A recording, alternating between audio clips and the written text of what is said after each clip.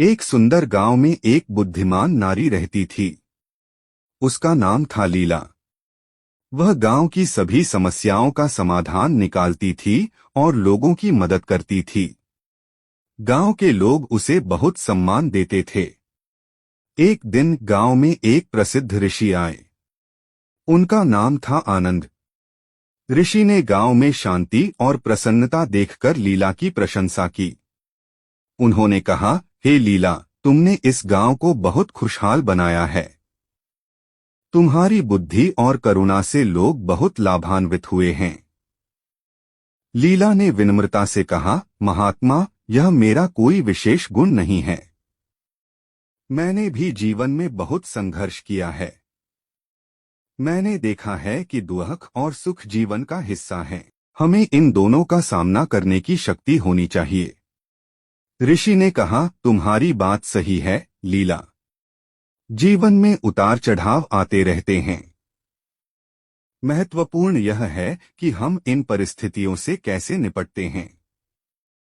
हमें धैर्य और शांति बनाए रखनी चाहिए। लीला ने पूछा, महात्मा, आप जीवन में क्या सीखे हैं? ऋषि ने मुस्कुराते हुए कहा, मैंने सीखा है कि क्रोध और लोभ मन को अंधा बना देते हैं।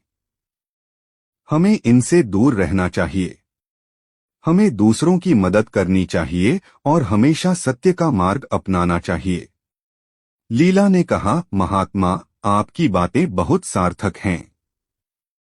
मैं इन बातों को हमेशा याद रखूंगी। ऋषि ने कहा, लीला, याद रखो, ज्ञान केवल किताबों में नहीं मिलता है। यह जीवन के अनुभवों से भी सीखा जा सकता है। हर व्यक्ति के पास कुछ न कुछ। विक्रम एक प्रतिभाशाली युवक था।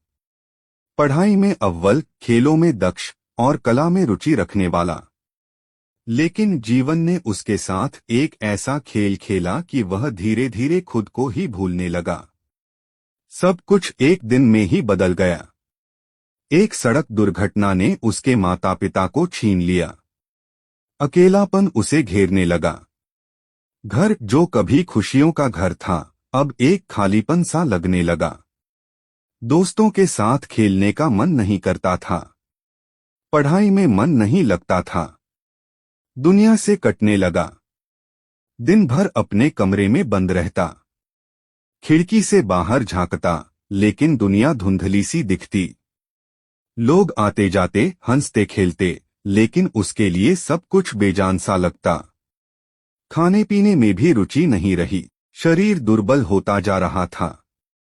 एक दिन उसके पड़ोसी ने उसे देखा। उनकी चिंता बढ़ गई।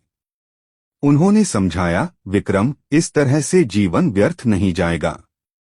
तुम्हारे माता पिता भी यही चाहते होंगे कि तुम खुश रहो। विक्रम ने सिर झुका लिया। उसे पता था कि वह गलत कर रहा है, लेकिन खुद को संभाल नहीं पा रहा था। पड़ोसी ने उसे एक पुस्तकालय में ले गए। वहां किताबों की दुनिया ने उसे एक नया रास्ता दिखाया। उसने साहित्य पढ़ना शुरू किया। कवियों की रचनाओं ने उसके मन को छुआ। लेखकों के विचारों ने उसे सोचने पर मजबूर किया। धीरे धीरे उसे जीवन का एक नया अर्थ दिखने लगा।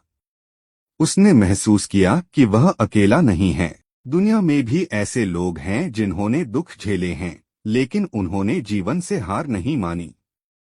उन्होंने अपने दुखों को अपनी ताकत बनाया। उसने खुद को साहित्य की दुनिया में खो दिया। लिखना शुरू किया। अपने दुखों को शब्दों में ढालने लगा।